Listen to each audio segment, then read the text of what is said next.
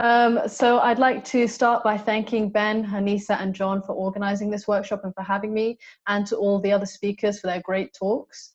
My name is Hodan Omaar, and I'm, as John said, I'm a policy analyst at the Center for Data Innovation.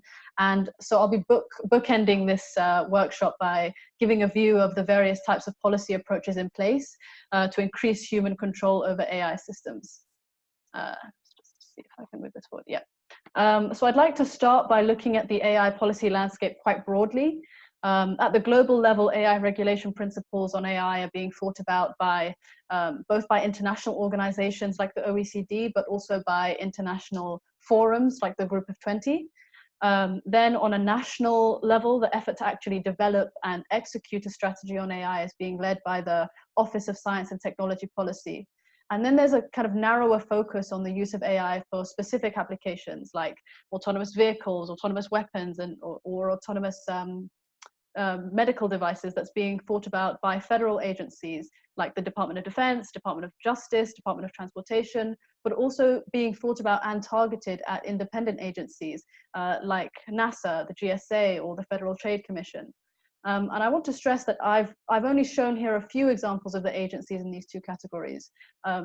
Firstly, because there's only so much space on my slide, and also there are all these other ones like initiatives covered by the private sector or research communities, civil society and trade unions that I've also not included, which are all really important to kind of fostering the beneficial development of AI. But for the interest of time, I've just decided to focus on a few examples and kind of give a flavor of the policies in place. And I hope to be able to show that regulation is not only having to adapt, but also that there is a need for greater engagement from diverse stakeholders to really ensure that the policies are actually human-centered in the ways that the kind of national and global initiatives purport that they should be. So starting at the highest level, a lot happened in 2019.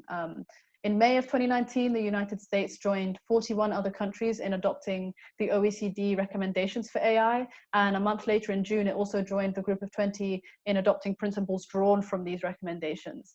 And one of those principles is that AI should be developed consistent with human-centered values.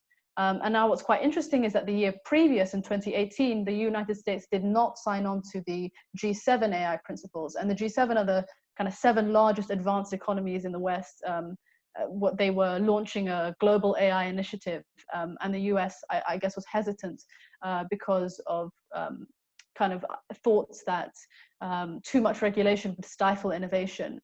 But today, and I mean that quite literally today on May the 28th, the G7 have launched a new global AI initiative looking at things including human centering, and the US has decided to sign on to be collaborative, especially with those things related to battling COVID-19.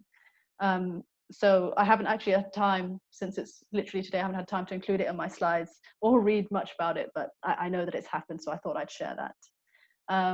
And so then going to a national level, the president issued an executive order in February of 2019 that established the American AI Initiative. And this is the national strategy for the US, and it's guided by these 5 principles shown on screen, the 4th of which is perhaps the most relevant to what we're talking about today. Which is to protect American values, including civil liberties and privacy, and the fostering of public trust and confidence. And it's this point, as well as the kind of whole initiative as a whole, that's driven policy approaches and proposals that are occurring in those federal and independent agencies that I'm hoping to explore a little bit more. So starting with the Department of Defense, the current policy on autonomy in weapon systems from the department is known as DoD Directive 3000.09. It was first issued in 2012 and then reissued again in 2017. And the key part is what I've shown on screen. It says that it is DoD policy that an autonomous and semi-autonomous weapon system shall be designed to allow commanders and operators to exercise appropriate levels of human judgment over the use of force.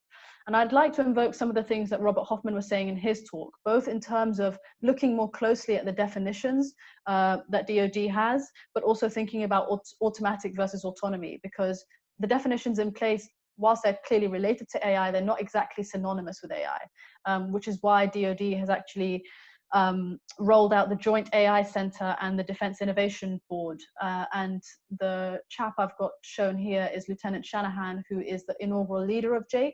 And I think if you're interested in learning more about what DoD is doing in this space and have questions about how they're dealing with kind of relinquishing human control in military activity, I'd encourage you to join a webinar that Lieutenant Shanahan is giving tomorrow morning with the Center for Strategy and International Studies.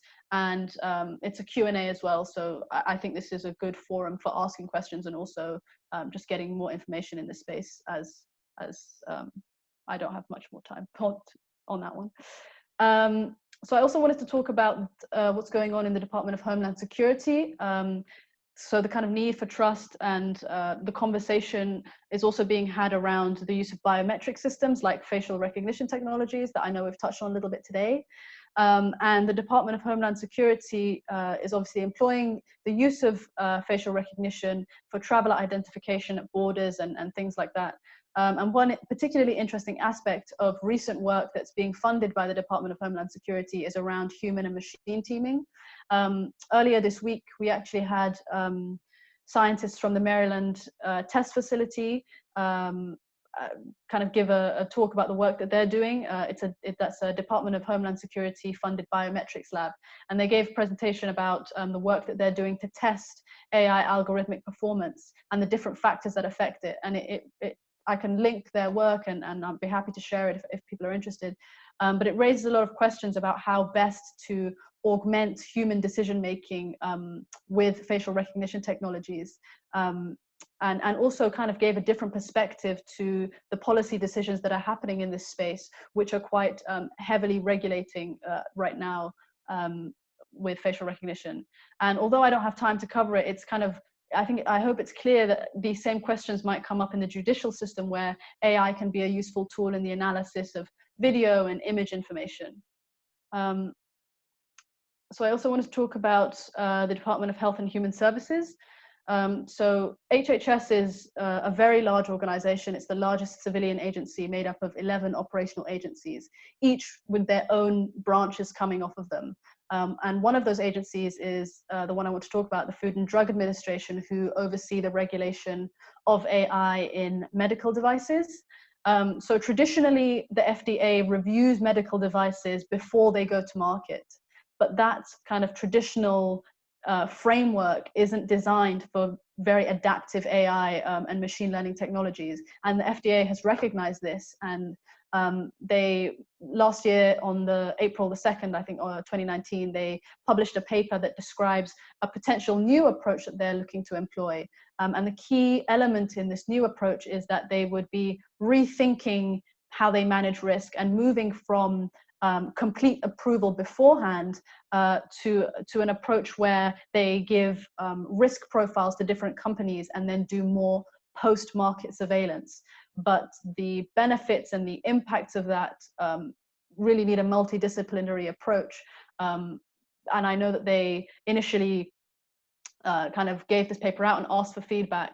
And so I think that's the kind of approach that they're trying to take. But a lot more kind of thought and engagement is needed to ensure that they actually employ a human-centered approach. And then I wanted to quickly touch on the Department of Transportation. I think this one is relatively kind of in the media, a lot of people know about it, but the driving policy was the Self-Drive Act in 2017, which was unanimously agreed on, and it was pushed through to kind of speed the adoption of self-driving cars.